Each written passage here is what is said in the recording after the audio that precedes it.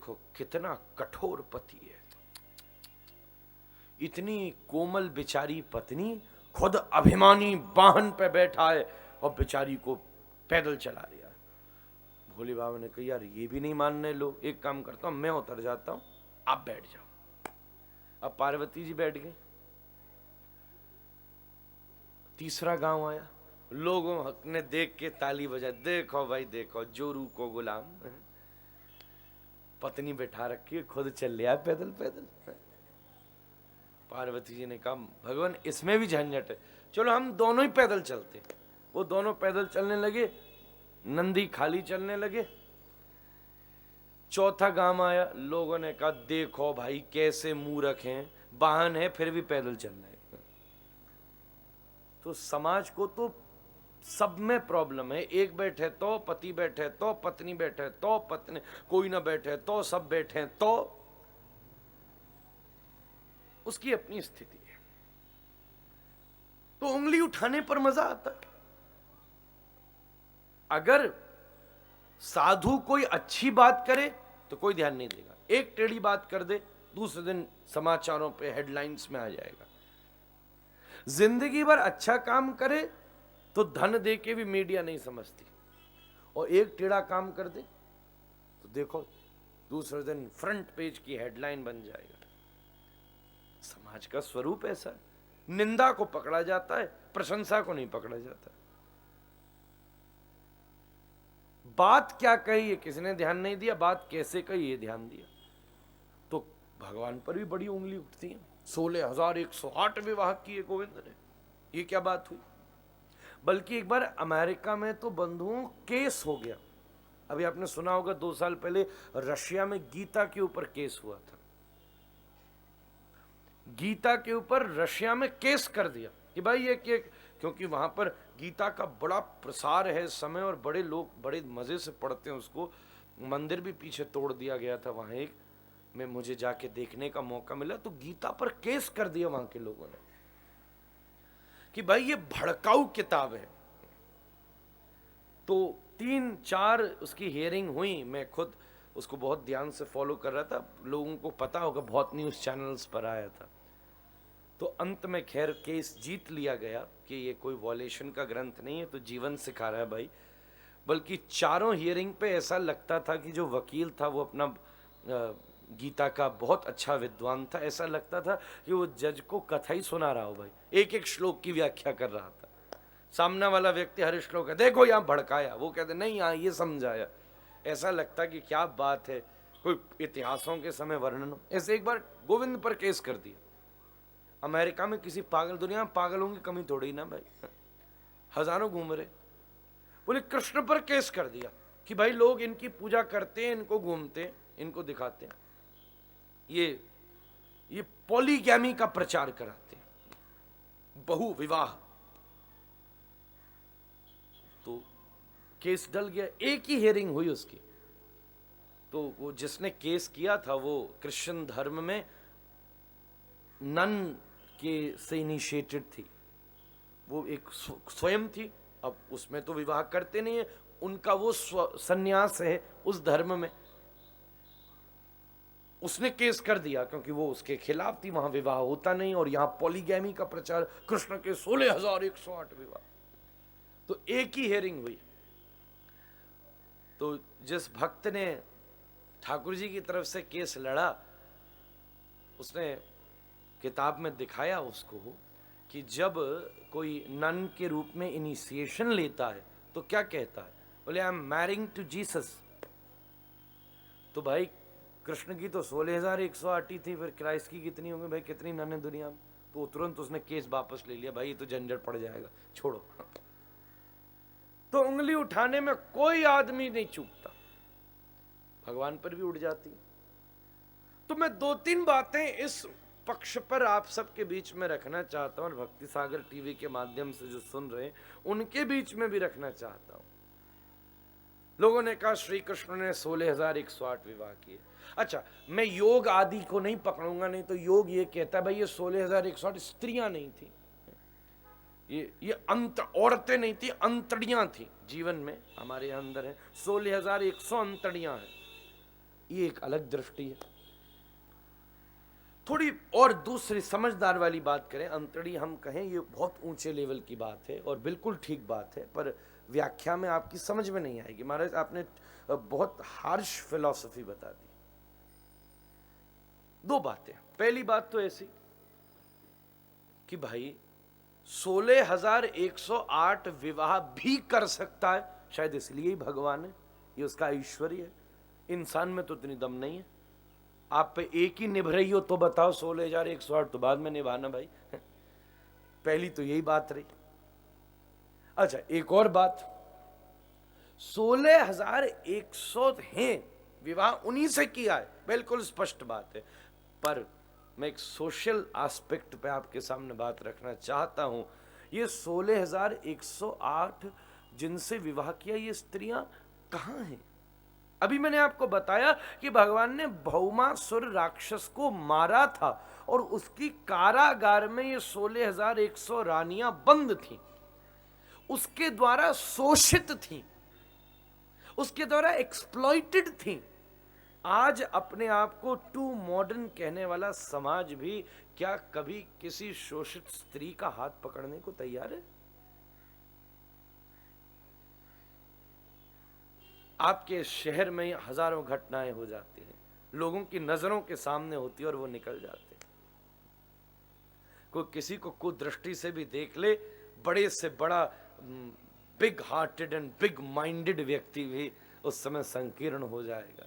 जब विवाह का नाम आए, भाई ठीक तो है, कभी किसी का सड़कों के ऊपर, कभी किसी का वाहनों में, कभी किसी का घरों में शोषण हुआ हो तो उसके चेहरे को छुपाना पड़ता है। खुल गया तो भाई इसका जीवन खराब हो जाएगा। भूल किसी की न हो पर जीवन उसका खराब हो जाएगा। मैं आज मॉडर्न समाज की स्थिति की बात कर रहा हूं।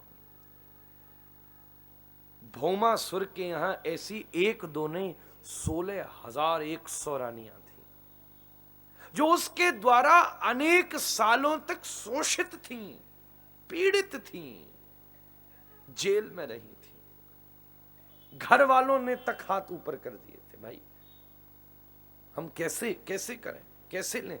आज का इतना प्रबुद्ध समाज भी क्या इस प्रकार की गतिविधियों को अपने यहां चलने दे सकता है? सबसे पहले स्त्री के ऊपर ही हाथ उठ जाएगा, भाई तेने ही भूल करी होगी। जब भगवान ने 16,100 रानियों को मुक्त किया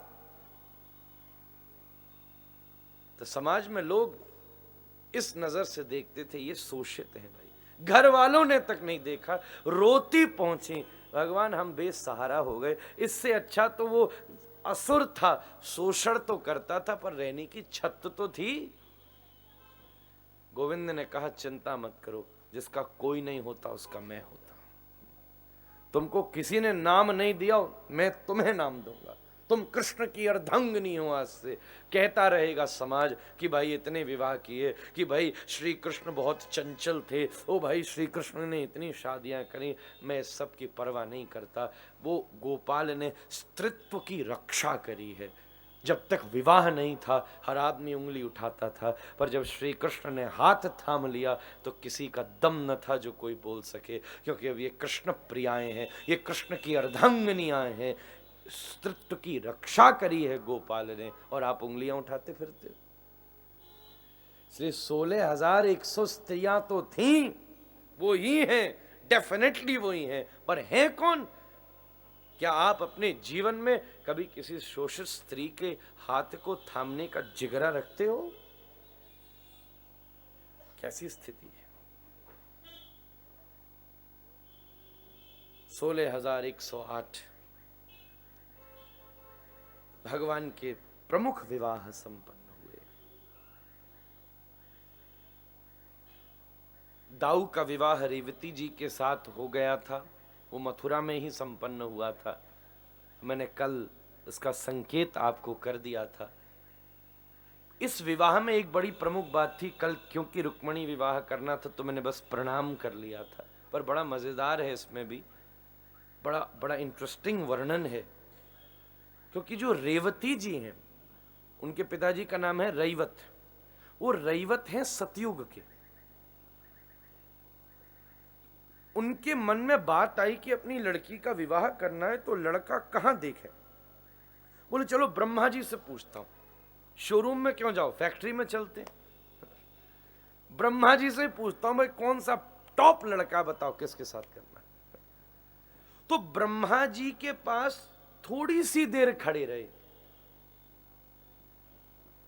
उतनी देर में पृथ्वी पर सतयुग बीत गया, त्रेता बीत गया और द्वापर बीतने वाला था।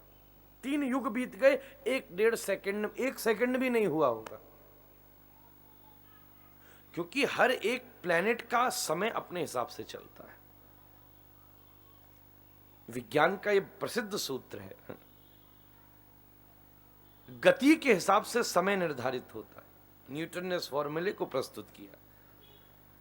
आप जिस ग्रह पे होगे समय उस हिसाब से चलेगा। बल्कि अगर एक व्यक्ति स्टेशन पे खड़ा है और एक व्यक्ति ट्रेन में बैठा है, जब ट्रेन क्रॉस करेगी अपनी स्पीड से, तो ट्रेन में बैठे व्यक्ति और स्टेशन पे खड़े व्यक्ति के बीच समय में 1 सेकंड के कुछ भाग का अंतर आ जाएगा, क्योंकि उसकी स्पीड दूसरी है उस समय। जो ग्रह जिस स्पीड से है उसका उस प्रकार से समय है। बृहस्पति में 10 घंटे का दिन होता है, उसकी अपनी एक धुरी है। पृथ्वी की एक धुरी है, ब्रह्मलोक की एक धुरी है, स्वर्गलोक की एक धुरी है। हमारे यहां आज, अब न्यूटन ने कुछ सालों पहले इस बात को कहा, भागवत देख लेता 5000 साल पहले ये बात लिखी है। समय का अंतर है। मैं थोड़ा सा अगर एक्सप्लेनेशन देने की कोशिश करूं तो जैसे आप एक बार पलक झपको, एक पलक झपकने को कहते हैं 1 निमिष। तो 3 निमिष का 1 क्षण होता है। एक 60 क्षण का 1 मिनट, 60 मिनट का 1 घंटा, 3 घंटे का 1 प्रहर होता है। 4 प्रहर का दिन होता है और 4 प्रहर की रात होती है। ऐसे 24 घंटे हुए। 15 दिन और रात का 1 पक्ष होता है। 2 पक्ष का 1 मास होता है, कृष्ण पक्ष एंड शुक्ल पक्ष। ऐसे 30 दिन हुए 1 महीने में। 2 महीने की 1 ऋतु होती है, सीजन। 3 ऋतुओं का 1 अयन होता है, उत्तरायण और दक्षिणायन। सूर्य की गति से वो पता चलता है, आपने पढ़ा होगा, मैं अभी उसका अंग्रेजी नाम भूल गया। उत्तरायण और दक्षिणायन। 6 महीने उत्तरायण रहता है, 6 महीने दक्षिणायन रहता है। ऐसे 1 वर्ष हुआ। हमारा 1 वर्ष भागवत के अनुसार स्वर्ग का 1 दिन होता है, क्योंकि उसकी अपनी एक धुरी है। हमारे 365 वर्ष देवता का 1 वर्ष होता है। उस 1 वर्ष को दिव्य वर्ष कहते हैं, 1 डिवाइन ईयर। हमारे 365 वर्ष। इस प्रकार कलयुग की आयु है 4,32,000 वर्ष, जिसमें 5,000 कुछ बीते हैं भाई अभी। Still a long way left. इससे डबल द्वापर है, ट्रिपल त्रेता है और 4 गुना सत्य। सत्युग सबसे बड़ा है। इन चारों को एक चतुर्युगी कहते हैं। अब चारों में जितने साल हुए, कैलकुलेटर की डिजिट कम पड़ जाएंगी। चारों में जितने साल हुए उसको एक कहते हैं चतुर्युगी। 1000 चतुर्युगी का 1 मनवंतर होता है। मनवंतर 72 मनवंतर के आसपास का 1 कल्प होता है और 2 कल्प का ब्रह्मा जी का 1 दिन होता है।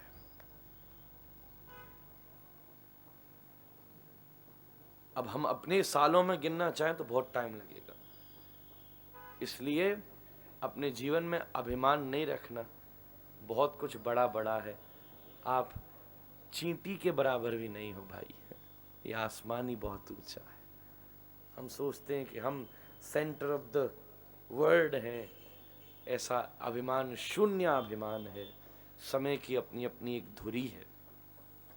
तो रैवत महाराज ब्रह्मलोक पर खड़े थे और सेकंड के कुछ भाग खड़े रहे, पर पृथ्वी में सतयुग बीत गया, त्रेता बीत गया और द्वापर खत्म होने वाला था। ब्रह्मा जी ने कहा भाई तुरंत भागो, और कृष्ण के बड़े भाई बलराम के साथ अपनी लड़की का विवाह कर दो।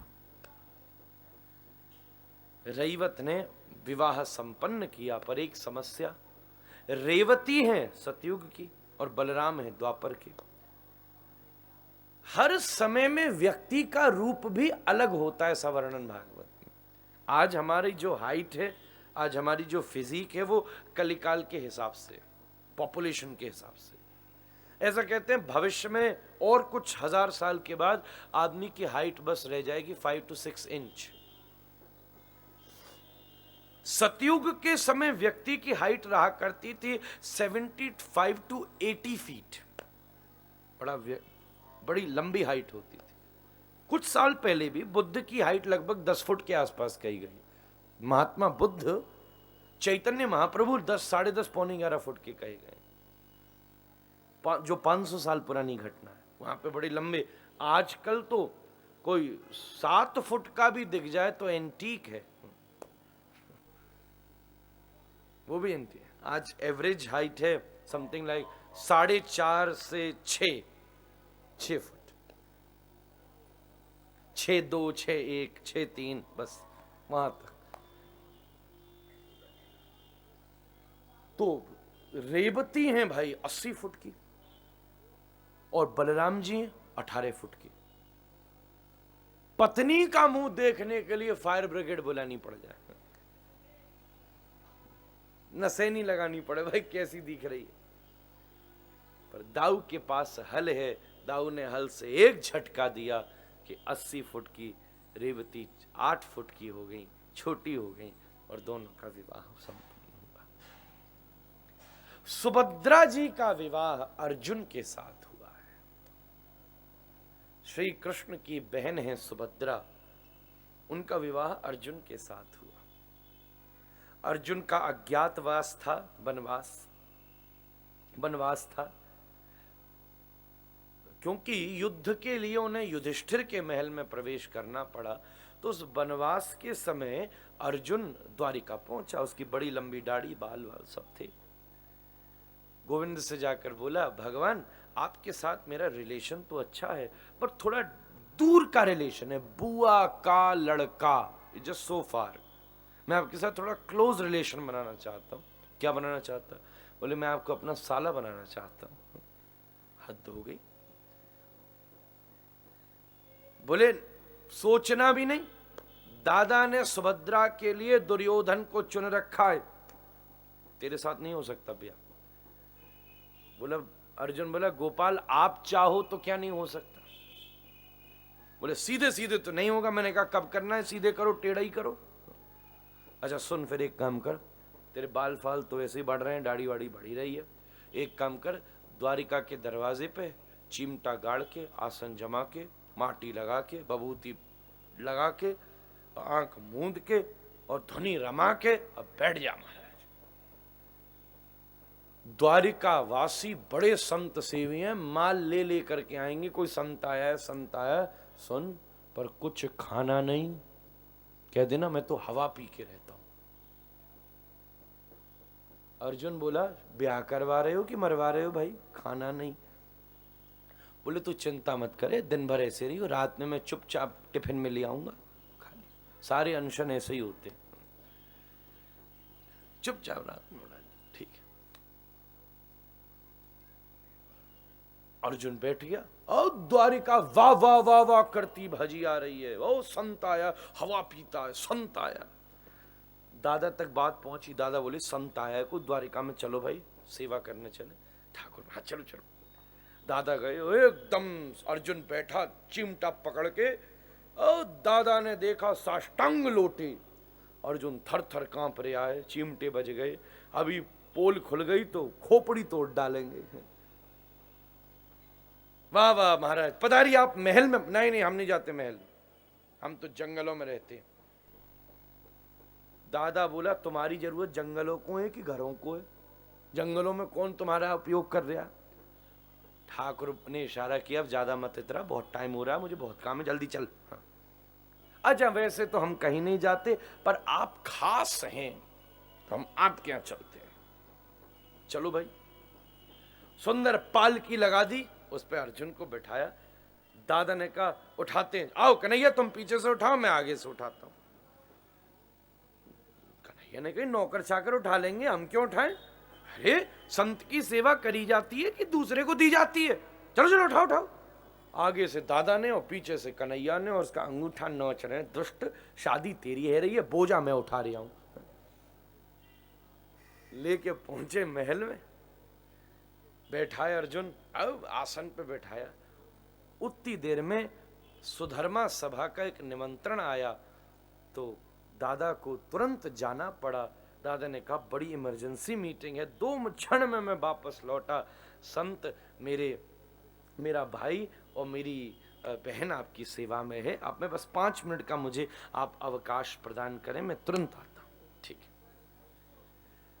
सुभद्रा रानी इतनी देर में जल लेकर आई, दादा वहां से गए, जैसे ही पानी देने लगे अर्जुन ने हाथ पकड़ लिया।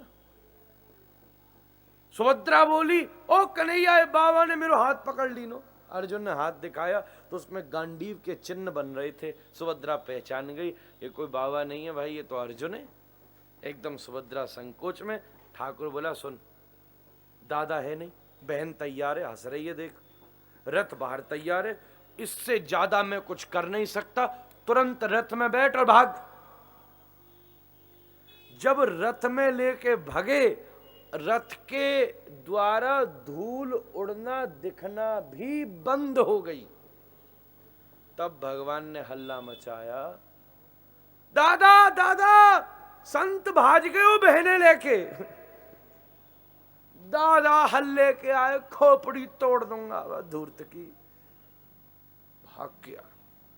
दरवाजे पे खड़े कन्हैया हाथ करके खड़े, दादा दे, तुम मेरी मानते नहीं हो, है जोश में आ जाते हो, टू एक्साइटेड। मना किया था मत लाओ घरों में, ले आए बड़ी धमक के, बाबा चलो भाई चलो घर चलो, संत आए भाई कृपा करो, जंगलों को नहीं, लो बैठो। पहले भी जोश में आ गए हैं, ले आई घर में, अब फिर जोश में आ रहे हैं। अब वो तो लेके गया ही, समाज ने तो देख ही लिया, अब तो ब्याह भी हो गया होगा, हद हो गई, फिर जा रहे हो खोपड़ी तोड़ दूंगा, मरेगा मरेगा वो, विधवा होगी बहन। अब छोड़ो दादा, क्या करना है, विधि का यही विधान था। दादा ने टेढ़ी नजर से देखा, चौबे विधि को विधान था कि तुम्हारा विधान था? मैं नहीं जानता हूं कन्हैया को ऐसुआ के सामने बहने लेके भाग जाएगा भाई, कौन की दम है जो तुम्हारे होते हुए ले जाए? कौन था? मुझ पे मत करो लीला। बोले अर्जुन था। अच्छा अब आंदो भाई, अर्जुन था तो इतना घुमाया क्यों? बोले घुमाए बिना तुम मानते ही नहीं। चलो अच्छा ठीक है, अब ऐसा हो ही गया। बहन राजी थी? बोले राजी थी कि दादा किसी को मत बताइयो। जब रथ लेकर के भाज रहे थे तो रथी बहन चला रही थी, भगवान ने कह दिया तू ही रथ लेके जाइयो। तो असल बात ये है कि संत बहने लेके ना भाजो, बहन संते लेके भाजिए। चुप रहो बिल्कुल। अच्छा तुरंत महाराज सुभद्रा रानी का अर्जुन के साथ विवाह हुआ। ये दोनों भाई और बहन अभी भी एक साथ बैठकर जीव के ऊपर कल्याण कर रहे हैं। भगवान जगन्नाथ, जगन्नाथपुरी में जाके आप दर्शन करो। श्री गोविंद, श्री जगन्नाथ, श्री बलदाऊ और श्री सुभद्रा जगन्नाथपुरी में विराजमान है। बोल जगन्नाथ भगवान की। ये भगवान के पूरे परिवार के गृहस्थ के संदर्भ में आपको हमने वर्णन किया। भगवान के द्वारा परित्राणाय साधूनाम विनाशाय च दुष्कृताम, दुष्कृतों का वध हुआ।